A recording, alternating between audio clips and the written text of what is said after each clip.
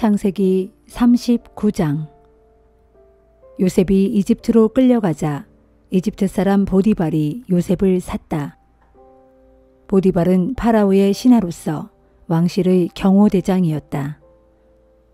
주께서는 요셉과 함께 하셨다.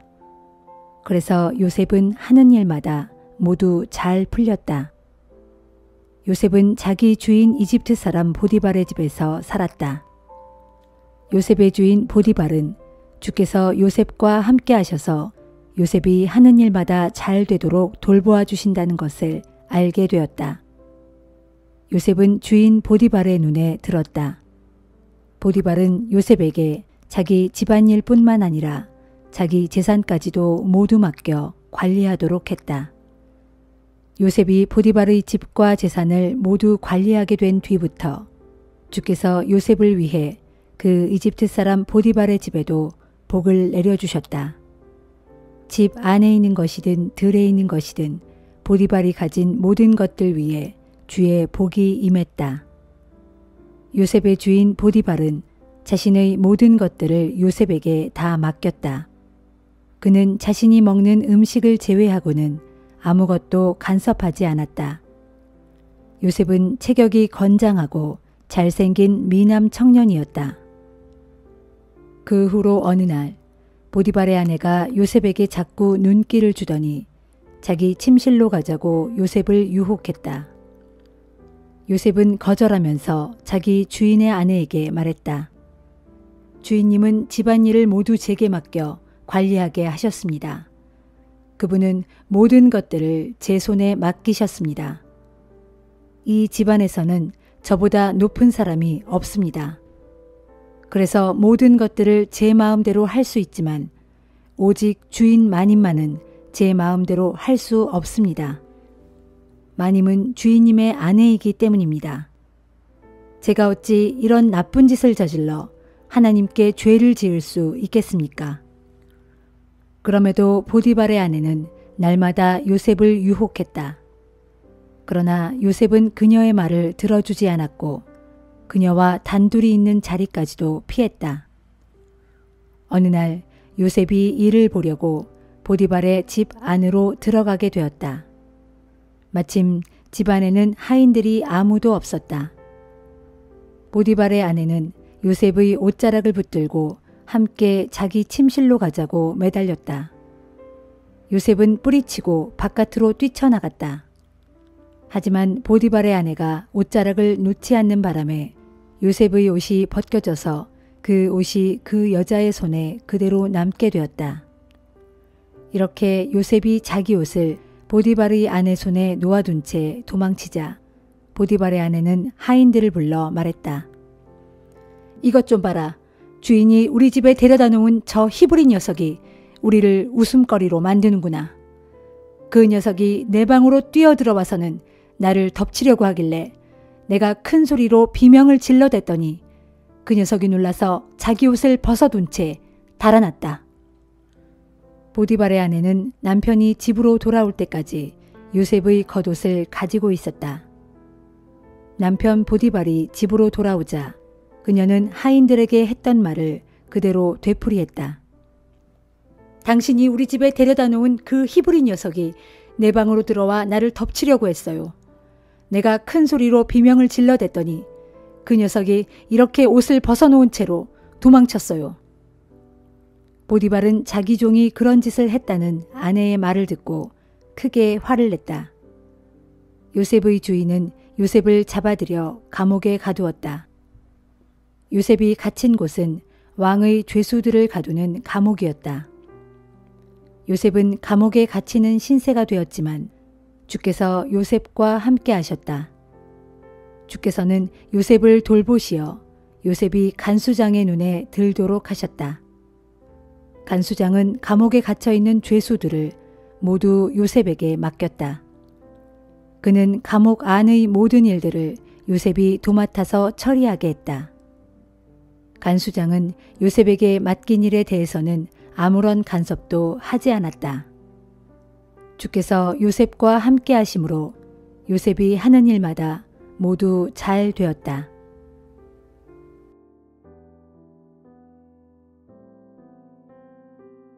마가복음 9장. 예수께서 또 말씀하셨다. 내가 분명히 여러분에게 말합니다. 여기 서 있는 사람들 중에는 죽기 전에 하나님의 나라가 큰 권능으로 임하는 것을 볼 자들도 있을 것입니다. 그로부터 엿새 후 예수께서 베드로와 야고보와 요한만 따로 데리고 높은 산으로 올라가셨다. 거기에는 그들 외에는 아무도 없었다. 그런데 갑자기 제자들이 보는 앞에서 예수의 모습이 변하였다. 예수의 옷은 눈이 부실 정도로 하얗게 빛났는데 세상의 그 누구도 그보다 더 하얗게 만들 수 없을 만큼 새하얗게 빛났다. 그리고 제자들 앞에 홀연 엘리야와 모세가 나타나더니 예수와 말을 주고받았다. 그런 광경을 보고 베드로가 예수께 말했다. 선생님, 여기 있으니 정말로 좋습니다. 저희가 여기에 초막 세 채를 짓는 것이 어떻습니까? 한 채는 선생님을 위해서, 한 채는 모세를 위해서, 그리고 한 채는 엘리야를 위해서 짓고 싶습니다. 베드로는 정신이 하나도 없어서 자신이 무슨 말을 하고 있는지도 몰랐다. 다른 두 제자들도 큰 두려움에 사로잡혀 있었다. 그때 구름이 몰려와 그들을 덮더니 구름 속에서 소리가 들려왔다. 이는 내가 사랑하는 내 아들이다. 그러니 너희는 그의 말을 들어라. 제자들이 문득 주위를 둘러보니 모세와 엘리야는 온데간데 없고 오직 예수만이 자신들 곁에 서 계셨다. 일행이 산에서 내려올 때 예수께서 세 제자들에게 당부하셨다. 인자가 죽었다가 다시 살아날 때까지는 지금 본 것을 아무에게도 말하지 말아라. 세 제자들은 이 일을 마음에 담아두었다.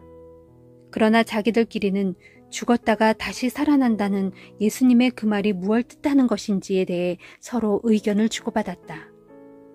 그러다가 제자들이 예수께 물었다. 선생님, 율법 교사들은 어찌하여 엘리야가 먼저 와야 한다고 말합니까? 예수께서 대답하셨다. 확실히 엘리야가 먼저 와서 모든 것을 회복시킨다. 그런데 성경에는 또 인자가 많은 고난을 당하며 멸시를 받을 것이라고 기록되어 있는데 그건 어찌 된 일이냐? 그러므로 내가 너희에게 말한다. 엘리야는 이미 왔다. 그렇지만 그를 두고 성경에 기록된 대로 사람들은 그를 자기들 마음대로 함부로 대했다.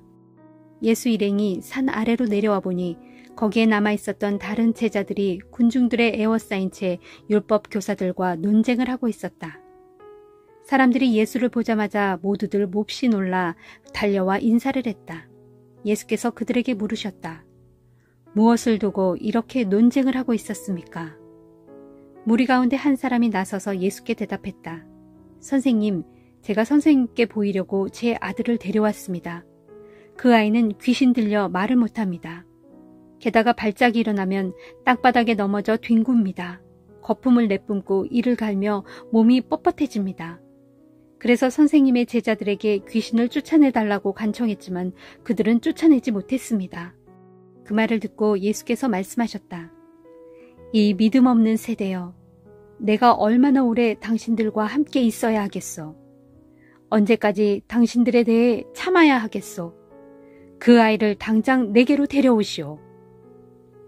사람들이 그 아이를 예수께 데려왔다. 그동안 아이를 사로잡고 있었던 귀신은 예수를 보자마자 아이에게 심한 발작을 일으켰다. 아이는 땅에 넘어져 거품을 흘리며 뒹굴었다. 예수께서 아이의 아버지에게 물으셨다. 이 아이가 이렇게 된 지는 얼마나 되었소? 아이의 아버지가 대답했다. 어릴 때부터입니다. 한번 발작이 일어나면 아이는 불속이나 물속으로 마구 뛰어들어 죽을 고비도 아주 많이 넘겼습니다. 그러니 선생님께서 하실 수만 있으시다면 저희에게 자비를 베풀어 주십시오. 예수께서 그에게 말씀하셨다. 보시오, 하실 수만 있다면이라니 그게 무슨 말이오. 믿는 자에게는 모든 일이 다 가능하오. 그러자 아이 아버지가 즉시 큰 소리로 말했다. 제가 믿습니다. 믿음이 부족한 저를 도와주십시오. 예수께서 사람들이 점점 몰려드는 것을 보시고 악한 귀신을 꾸짖으셨다. 말 못하고 듣지 못하게 하는 귀신아, 내가 네게 명령한다. 그 아이에게서 당장 나와 다시는 들어가지 말라. 그러자 귀신은 큰 소리를 지르며 아이에게 심한 발작을 한번 일으키더니 아이의 몸에서 곧장 빠져나갔다. 아이는 쓰러진 채로 죽은 듯이 누워 있었다. 그 모습을 보고 많은 사람들이 쯧쯧 아이가 죽었네 라고 말했다. 그러나 예수께서 아이의 손을 잡아 일으키시자 아이가 자리에서 일어났다. 예수께서 집 안으로 들어가셨을 때 제자들이 따로 물었다. 선생님, 저희는 왜 그 귀신을 쫓아낼 수 없었습니까? 예수께서 제자들에게 대답하셨다. 이런 부류의 귀신은 오직 기도로서만 쫓아낼 수 있다. 예수 일행은 그 지역을 떠나 갈릴리 지방을 가로질러 갔다. 예수께서는 자신들의 행방을 누구에게도 알리고 싶어 하지 않으셨다. 제자들을 가르치는 중이었기 때문이었다. 예수께서 제자들에게 말씀하셨다. 인자는 배신당하여 사람들에게 넘겨질 것이다. 그들은 인자를 죽이겠지만 인자는 사흘 만에 다시 살아날 것이다. 하지만 제자들은 그 말씀을 듣고도 깨닫지 못했다. 뿐만 아니라 그 말씀이 무슨 뜻인지 묻기조차 두려워했다. 예수 일행은 가버나움에 이르렀다. 어느 집안으로 들어갔을 때 예수께서 제자들에게 물으셨다. 오는 도중에 너희가 무엇을 두고 그리 논쟁을 하였느냐? 제자들은 잠자코 대답을 하지 못했다. 누가 제일 높은지를 놓고 서로 다투었기 때문이었다. 예수께서 자리에 앉으신 후 12 제자들을 모두 불러놓고 말씀하셨다. 누구든지 첫째 가는 사람이 되려면 꼴찌가 되어 모든 사람을 섬겨야 한다. 그러면서 예수께서는 어린아이 하나를 데려다가 팔에 안으시고 말씀하셨다. 누구든지 내 이름으로 이런 어린아이 하나를 영접하면 곧 나를 영접하는 것이다. 또 누구든지 나를 영접하는 사람은 나보다는 나를 보내신 내 아버지를 영접하는 것이다. 하루는 제자 요한이 예수께 말했다. 선생님, 어떤 사람이 선생님의 이름으로 귀신을 쫓아내는 것을 보았습니다. 그러나 그 사람은 우리 일행이 아니므로 우리가 그렇게 못하도록 막았습니다. 그러자 예수께서 대답하셨다. 아니다. 막지 말아라. 내 이름으로 기적을 행한 사람이 나를 쉬이 반대하지는 않을 것이다. 우리를 반대하지 않으면 그 사람은 곧 우리를 지지하는 사람이다. 내가 너희에게 분명히 말한다. 누구든지 너희가 그리스도의 사람이라고 하여 너희에게 물 한 잔이라도 대접해주는 사람은 반드시 보상을 받을 것이다. 그러나 나를 믿는 보잘것없는 사람 가운데 하나라도 죄를 짓게 하는 사람은 차라리 자기 목에 큰 맷돌을 달고 바다에 빠지는 편이 더 낫다. 내 손이 너로 하여금 죄를 짓게 하거든 차라리 그 손을 찍어버려라. 그렇게 하는 편이 멀쩡한 두 손을 가지고 영원히 꺼지지 않는 지옥의 불 속에 던져지는 것보다 더 낫다. 지옥에서는 그런 자들을 파먹는 구더기도 죽지 않고 불도 꺼지지 않는다. 또 내 발이 너로 하여금 죄를 짓게 하거든 차라리 그 발을 찍어버려라. 그렇게 하여 멀쩡한 두 발을 가지고 영원한 지옥의 불에 던져지는 것보다는 발 하나만 가지고 하나님 나라에 들어가는 편이 더 낫다. 지옥에서는 그런 자들을 파먹는 구더기도 죽지 않고 불도 꺼지지 않는다. 또 내 눈이 너로 하여금 죄를 짓게 하거든 차라리 그 눈을 빼어버려라. 그렇게 하여 두 눈을 가지고 영원한 지옥의 불 속에 던져지는 것보다는 애꾸눈이 되더라도 하나님 나라에 들어가는 편이 더 낫다. 지옥에서는 그런 자들을 파먹는 구더기도 죽지 않고 불도 꺼지지 않는다. 거기 지옥에서는 모든 이들이 소금에 절여지듯 불에 절여질 것이다. 소금은 본래 좋은 것이다. 그러나 소금이 짠맛을 잃어버리면 그 소금은 아무 쓸모가 없다. 무엇으로써 그 소금을 다시 짜게 할 수 있겠느냐? 그러므로 너희도 심판때에 지옥에서 불로 소금 절여지듯 하지 않으려면 이 땅에서 서로 소금 같은 구실을 하여 화목하게 지내도록 하여라.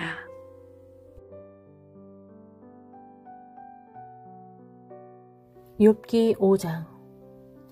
이복에 어디 한번 소리쳐 보게나. 하지만 자네에게 응답할 사람이 어디 있겠는가. 하늘의 거룩한 이들 가운데 과연 누가 자네 하소연에 귀를 기울이겠는가.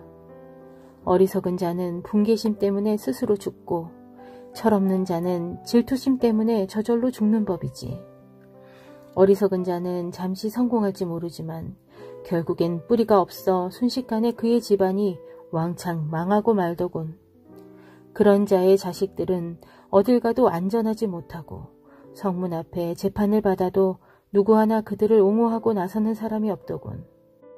또 그런 자가 거두어들인 수확물은 굶주린 자들이 후다닥 먹어치우되 심지어 가시덤불 밭에서 자란 것까지도 모조리 먹어치우고 그런 자의 재산은 목마른 자들이 달려들어 헐떡대며 다 마셔버리더군.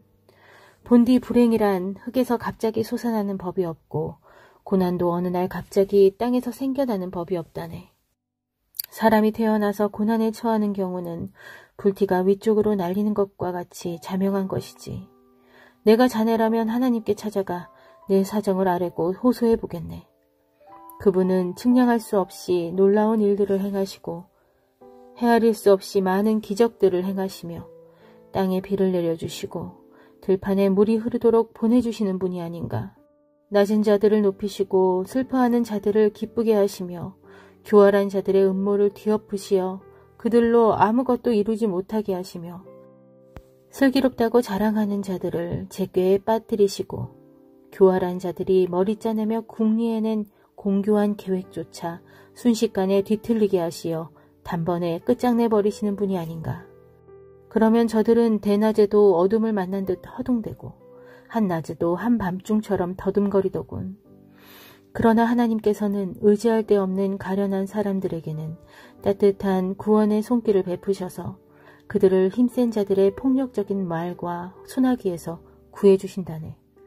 그렇기에 곤궁한 자들이 소망을 가질 수 있고 불의한 자들이 스스로 자기 입을 다무는 것이 아니겠나. 이보게 하나님께 징계를 받아서 올바로 선다는 것은 참으로 복된 일이라 할 수 있네. 그러니 전능하신 분의 처벌을 원망하거나 거부하지 말게. 하나님께서는 상처를 주시기도 하지만 상처를 싸매어 주시기도 하는 분이 아닌가. 우리를 상하게 하시기도 하지만 또한 손수 치료해 주시기도 하는 분이 아닌가. 그분은 6가지 재앙 가운데서도 자네를 건져주시고 7가지 불행을 당하더라도 자네에게 아무런 해가 미치지 않도록 보호해 주실 거네. 혹독한 기근이 들더라도 자네를 굶어 죽지 않게 해주실 것이고 치열한 전쟁 가운데서도 죽음의 칼날을 피하게 해주실 거네. 또한 자네가 사람들로부터 혀의 채찍을 맞아 저주와 비방 가운데 있더라도 그분께서 자네를 안전하게 보호해 주실 것이므로 자네는 어떤 파멸의 파도가 밀려와도 조금도 두려워할 필요가 없네. 그렇다네. 그러므로 자네는 기근과 파멸쯤은 하찮게 여겨 웃어 넘길 것이고 땅의 들짐승들도 하등 두려워할 필요가 없을 것이네. 왜냐하면 자네는 밭의 돌멩이들과 풍요의 계약을 맺고 땅의 들짐승과도 잘 어울려 지낼 터이니 말일세. 결국 자네의 집안은 평화로워 아무 걱정도 없을 것이고 또 집안 어디를 샅샅이 둘러보아도 잃은 것이 하나도 없음을 확인할 수 있을 거네.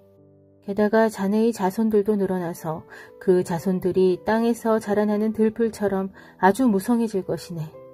그리고 때가 되어야 곡식단이 타작마당으로 운반되어 오듯이 자네도 천수를 다 누리고 나서야 비로소 무덤으로 내려갈 것이네. 이보게요. 지금까지 우리가 살펴본 것은 모두가 진실이라네. 그러니 내 말을 잘 듣고 부디 자네의 유익을 위해 곰곰이 생각해보게나.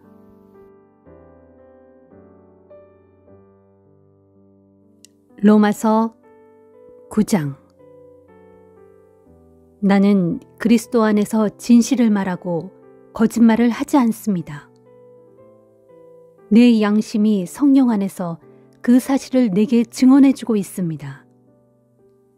나는 지금 마음 깊은 곳에서 큰 슬픔을 느끼고 있고 밤낮으로 그치지 않는 고통이 있습니다. 내 형제요, 내 동족인 여러분을 위해서라면 비록 내가 그리스도로부터 끊어지는 저주를 받는다 할지라도 나는 차라리 그 편을 택할 것입니다. 내 동족 이스라엘 백성은 하나님의 자녀로서 하나님의 영광이 함께합니다. 하나님과 언약을 맺은 백성이요 율법을 받은 백성이며 성전에서 예배를 드릴 뿐만 아니라 또한 하나님에게서 약속을 받은 백성입니다. 훌륭한 족장들이 그들의 조상이요 인간적인 혈육으로 말하자면 심지어 그리스도조차도 이스라엘의 후손입니다. 진실로 그리스도는 만물의 위에 계시며 영원토록 마땅히 찬양을 받으실 하나님이십니다. 아멘. 나는 하나님께서 약속을 지키시지 않았다는 말을 하려는 것이 아닙니다.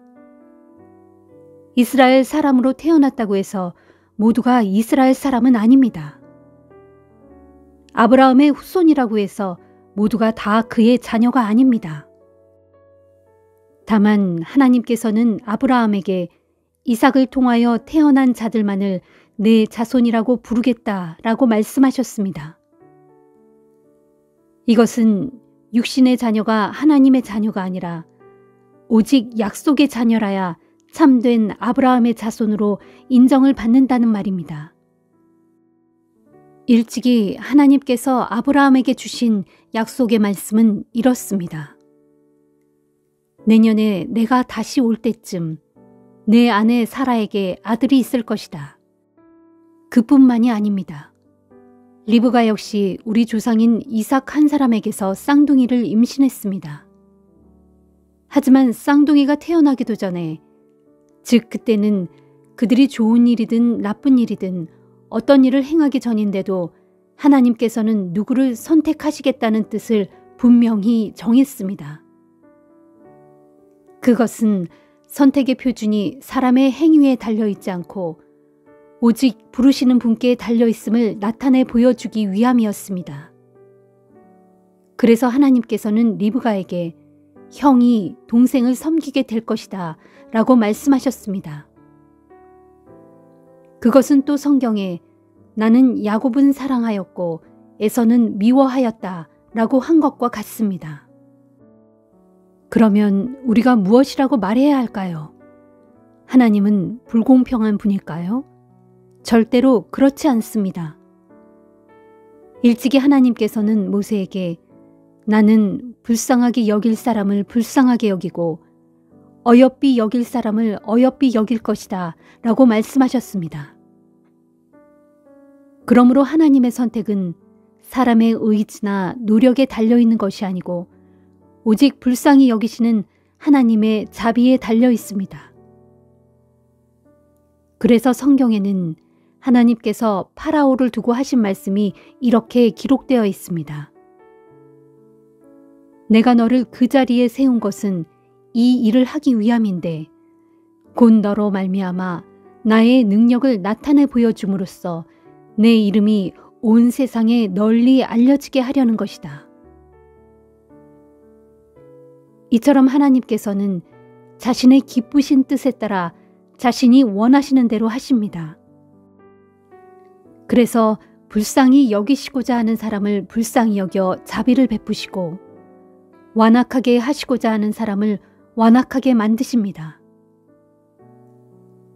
그러면 그대는 내게 이렇게 말할지도 모릅니다. 그렇다면 왜 하나님께서는 우리에게 책임을 묻습니까? 도대체 누가 하나님의 뜻을 거역할 수 있단 말입니까? 오, 그렇게 말하지 마십시오. 그대가 누구이기에 감히 하나님께 말대꾸를 한단 말입니까? 생각해 보십시오. 만들어진 것이 자기를 만든 분에게 왜 나를 이렇게 만들었소 하고 따질 수 있겠습니까?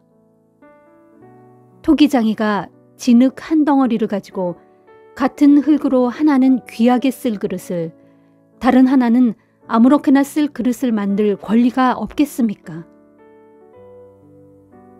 하나님께서 하신 일도 이와 똑같습니다. 하나님께서는 멸망할 수밖에 없는 인간들에게 자신의 진노와 능력을 나타내 보이실 당연한 권리가 있지 않겠습니까? 그러나 하나님께서는 이런 인간들에 대해서도 오래도록 참아오셨습니다.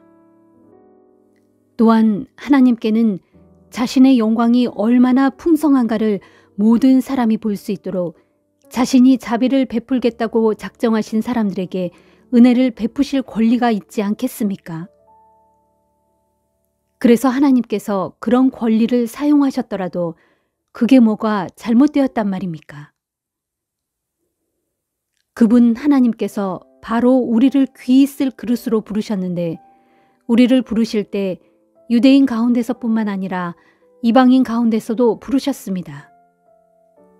이것은 하나님께서 호세아를 통해 말씀하신 것과 같습니다. 때가 오면 내가 내 백성이 아닌 사람들을 내 백성이라 부르겠고 내가 사랑하지 않던 자를 나의 사랑하는 자라 부르겠다. 그리고 너희는 내 백성이 아니다 라고 말했던 바로 그 자리에서 그들은 살아계시는 하나님의 자녀들이라고 불리게 될 것이다. 또 예언자 이사야도 이스라엘에 대해서 외치기를 이스라엘 백성이 바닷가의 모래알같이 많을지라도 오직 남은 자들만이 구원을 받을 것이다. 주님께서는 자신이 선포하신 것을 땅 위에서 신속하고 온전하게 이루실 것이다 라고 하였습니다. 그것은 또한 예언자 이사야가 그보다 앞서 이렇게 말한 것과 같습니다. 전능하신 만군의 주께서 우리에게 씨를 남겨두지 않으셨더라면 우리가 소돔과 같이 또한 고모라와 같이 모조리 멸망하고 말았을 것이다. 그렇다면 우리가 무슨 말을 해야 하겠습니까? 하나님을 찾지 않던 이방인들은 믿음으로 의롭다는 인정을 받았습니다. 하지만 율법을 지키려고 애쓰던 이스라엘은 하나님께 의롭다는 인정을 받지 못하였습니다. 왜 그렇습니까? 이스라엘은 믿음에 의해 의롭게 되려고 한 것이 아니라 행위에 의해 의롭게 되려고 헛되이 애썼기 때문입니다. 이처럼 그들은 걸림돌에 걸려 스스로 넘어진 것입니다. 이런 사실은 성경에 기록되기를 보라, 내가 시온에 사람들을 걸려 넘어지게 하는 돌을 놓겠고 사람들이 부딪힐 수 있는 바위를 놓겠다.